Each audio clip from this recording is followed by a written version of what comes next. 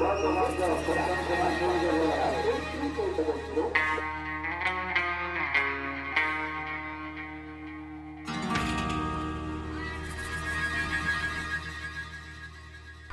School college में कई बार बातें करते हैं ना कि सारे दोस्त मिला करेंगे, साथ रहेंगे, पर सच बता रहा हूँ ऐसा बिल्कुल नहीं होता। एक तो तुम पहले से अलग अलग जगहों पर चले जाते हो, फिर नए दोस्त, नई जगह, तुम ना भी जाओ तो पुराना सब भूलने लगते हो। उसके बाद रहती है तो खाली कुछ यादें, वो यादें जब कभी स्कूल के बच्चों को देख लेते हो, कभी पुरानी फोटोज देख लेते हो। हाँ, उस वक्त तुम्हारे दिल में बस यही ख्याल आता है कि भाई ये फरवरी में 30 क्यों नहीं आता। हे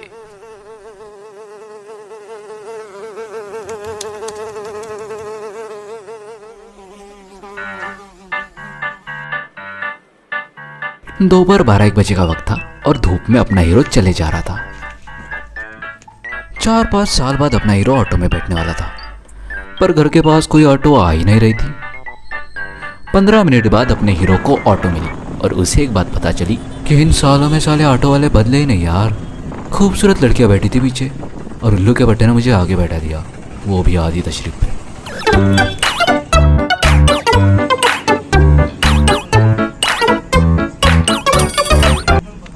वैसे बस में भी 5-6 साल बाद ही बैठ रहा था मैं। सफर शुरू हुआ और हीरो ने ऐसा शॉट दिया जैसे प्रेमिका से मिलने जा रहा हूं। लेकिन शायद प्रेमिका मिलने आती तो टिकट के आधे पैसे भी बच जाते। मुझे भी लग रहा है कि मुझे स्टैंड अप कॉमेडी स्टार्ट करनी चाहिए।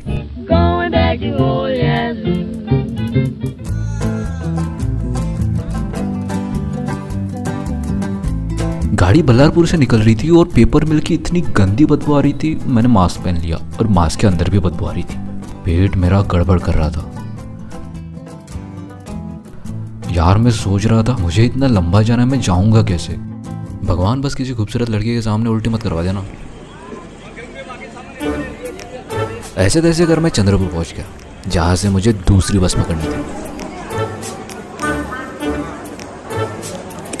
अब ये देखो, मेरी बस मेरे सामने पहले से लगी थी और मैं बुद्धू इंसान 15 मिनट से बस आने का इंतजार कर रहा था। इससे आप मेरी लापरवाही का अंदाजा लगा सकते हैं।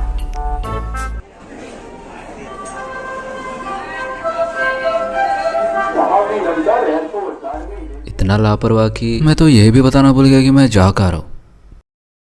7 साल हो गए थे और जिन लोगों के साथ मैंने 7 साल बिताए, मैं उनसे बिल्कुल भी नहीं मिला। म्यूजिक।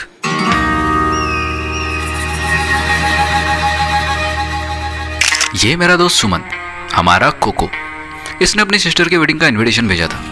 बोला कुछ भी करके आना ही है। मैं कहाँ जाने वाला था, मैंने सेम आंसर दिया,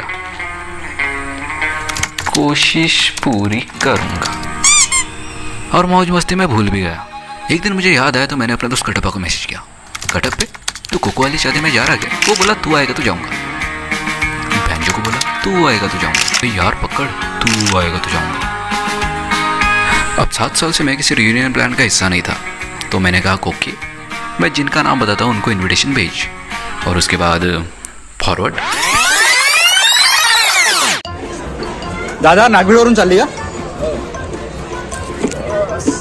जैसे ही बस में कूदा मैं अपनी कंफर्ट सीट ढूंढने लगा।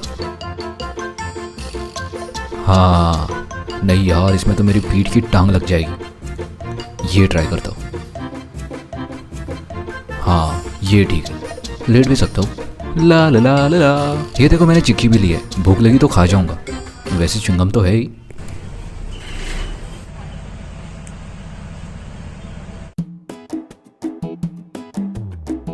चंद्रपुर से मेरा सफर शुरू हो गया था और मैं बढ़ रहा था नागभीड़ की ओर। वहां मेरा दोस्त कटप्पा मुझे पिक करने वाला था और हम साथ मिलकर ब्रह्मपुरी निकलने वाले थे शादी के लिए। शायद आज मैं कुछ ज्यादा ही लगी था।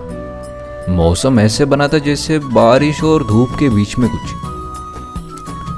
बड़ी सुकून से सब चल रहा था, ना ही कोई बच्चों का रोना, ना ही बाबूश होना। मैं तो खाली सीनरीज देख रहा था। और कसम से मैंने ना कोई गाना चलाया, ना मूवी, ना ही इंटरनेट। बस खाली गूगल मैप के लिए थोड़ा यूज कर लिया।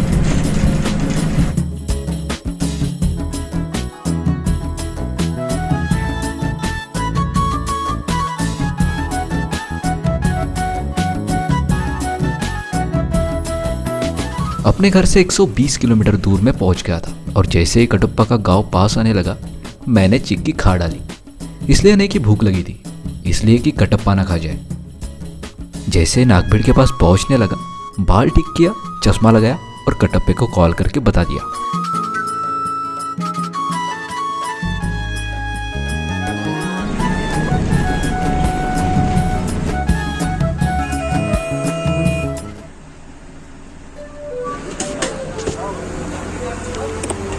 जैसे ही नागभीड़ पहुंचा कटप्पा एक होटल में डोसा का ऑर्डर देकर बैठा था।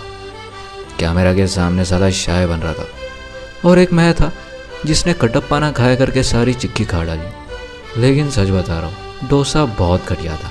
हाँ, ये छोटे कप वाली लस्सी बड़ी पसंद है। नाश्ता ठुसकर हम कटप्पा के घर निकलने लगे। वहाँ तैयार होकर हम ब्रह्मपुरी जाने वाले थे। लेट में introduce who is Kattappa. Kattappa मेरा हॉस्टल का दोस्त, मेरा बेंच पार्टनर। घर वाले इसे गौरव बुलाते पर है हम दोस्तों का कटप्पा। गौरव के घर हम तैयार हुए और निकल पड़े ब्रह्मपुरी की ओर।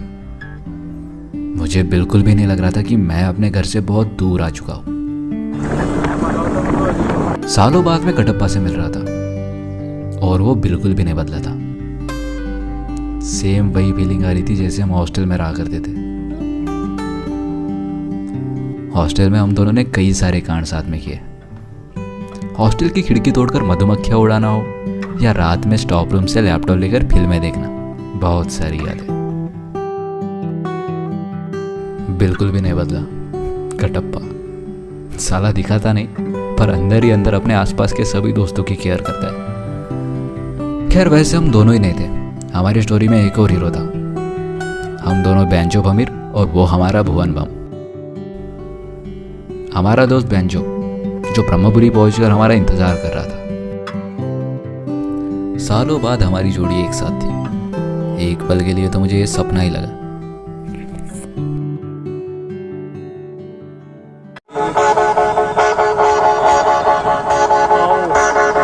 शादी के मंडप में पहुंच के हम फेयर एंड लवली लगा रहे थे कि मिसाइल मैन का पोता पक्कड़ कलाम भी पहुंचा। साले हर कोई कैमरा शेयर।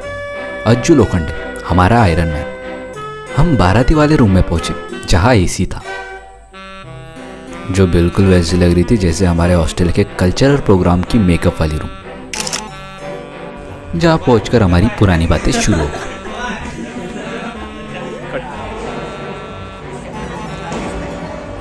बाहर निकले तो बारात आई थी।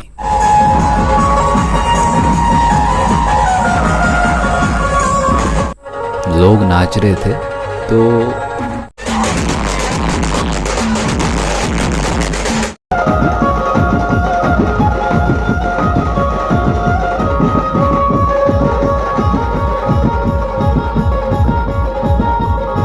अबे यार पसीना आ गया। तो भीड़ से निकलकर हम फिर से एसी वाली रूम में पहुंचे। तब तक हमारा दोस्त परशा भी पहुंचा था और फिर से पुरानी बातें शुरू। लाओ लाओ लाओ। ए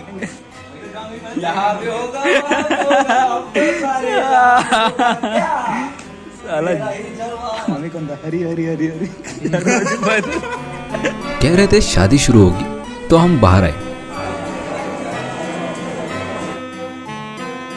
हॉल में भीड़ थी तो हॉल से भी बाहर आए। और ये अक्षदा को हिंदी में क्या बोलते हैं मुझे नहीं पता, वो हमने बाहर सीट डाली। पर हम तो एक्साइटेड थे इस रोल के लिए। ये पता नहीं कैसे हमारे हाथ लगा था।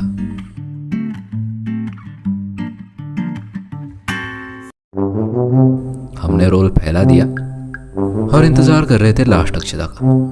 और जैसे ही हुआ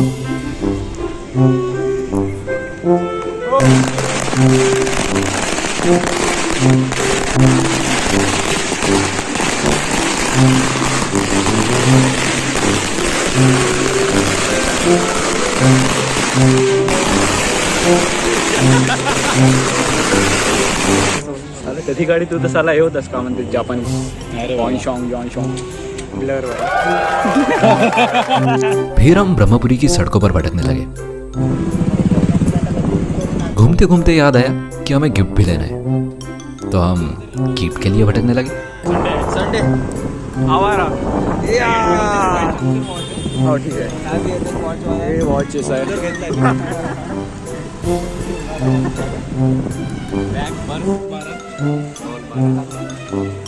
गिफ्ट लिया और हमारे एक जूनियर का दुकान था, वहां से कुछ ठूस भी लिया और बाबा कलाम के साथ नाइट वॉक, जिसमें मुझे नागपुर वाले दोस्तों के सारे अपडेट्स मिल गए। अब हर चीज रिकॉर्ड करता तो मोमेंट के मजे कैसे लेता। मस्ती मजाक और घूमने के बाद हम फिर हॉल में पहुंचे और गिफ्ट देने के लिए लाइन में लगे कि तभी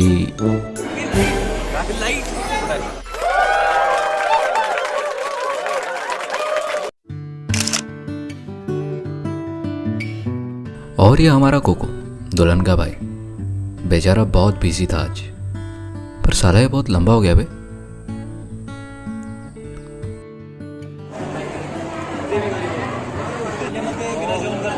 हमारा परशा यानी साहिल, उसके जाने का टाइम हो गया। हमने उसे अलविदा किया और ये नहीं दिखाना था शायद।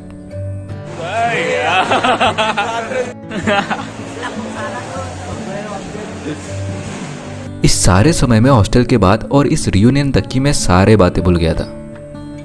लगा ही नहीं कि हम कभी बिछड़े थे। सब वैसा का वैसा था। जो मैंने उस दिन फील किया वो एक्सप्रेस करने के लिए आज भी मेरे पास वर्ड्स नहीं है। अगर फिर भी इस दिन के लिए कोई वर्ड दूं तो वो होगा दोस्ती। खाने के बाद भी हमने बहुत टाइम पुरानी बातें और मस्ती मजाक में बिताया और फिर सबसे मिलकर गले लगाकर हम एक स्कूटी पे 4 लोग कटप्पा के घर के लिए निकले। रात के 12 बजे थे और हम कटप्पा के घर पर थे।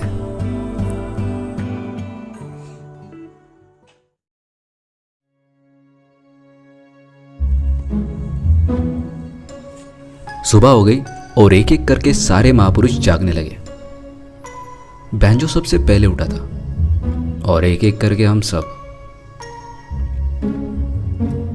कटप्पे जल्दी निकल गए। ये है श्याम भाई, कटप्पा के बड़े भाई और हमारे स्कूल के सीनियर। आंटी जी बाहर गए थे तो चाय बैंजो बना रहा था और हम घर के पीछे आ गए, जहां सुबह बड़ा ही सुकून भरा लग रहा था और श्याम भाई की अलग ही रेसिपी चल रही थी। कुछ भी बोलो, बैंजे ने चाय बड़ी मस्त बनाई यार। बाबा कलाम मुझे पुरानी बातें बता रहा था। कटप्पे ने कहा चलो घूम कर आते। ऐसे लग रहा था जैसे मैं सेठ साहब के गांव में घूम रहा हूं, लेकिन जो भी था बड़ा कमाल लग रहा था क्योंकि हॉस्टल में हमें कभी गाड़ियों पर घूमने का मौका नहीं मिला। कटप्पा और कलाम आगे निकल गए और बैंजो मुझे पीछे कल की कैटरिंग वाली लड़कियों के बारे में बता रहा था। बड़ी मस्त थी यार। आगे बढ़ते हुए हम यहाँ आए जहाँ सामने हमें छोटा सा पहाड़ दिख रहा था। नीचे हमने गाड़ी लगाई और ऊपर बढ़े। सुबह की मस्त हवा चल रही थी। आगे चल के एक तरफ शनिदेव की मूर्ति, एक तरफ बजरंगबली का मंदिर था और ऊपर से नागबीड़ का खूबसूरत नजारा।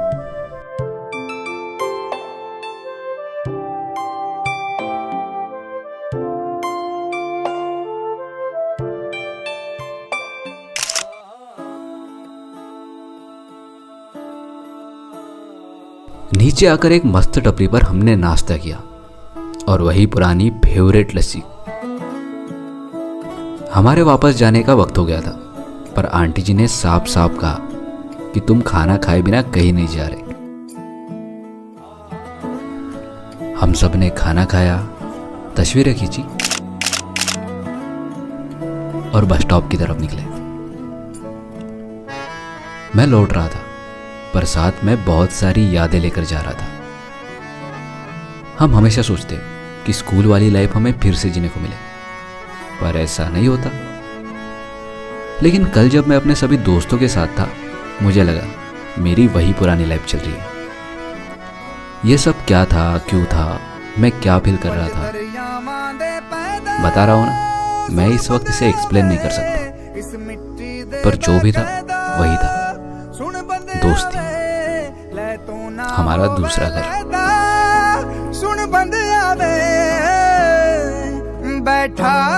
पता नहीं फिर हम सब कब मिलेंगे।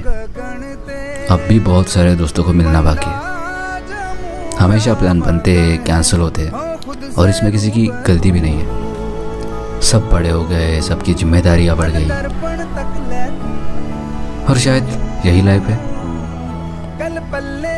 पर कभी मौका मिले तो साल में एक बार ही सही मिल लो, मजा आएगा। हंसना चला जिंद मेरी, हंसना चला जिंद मेरी। चच पपला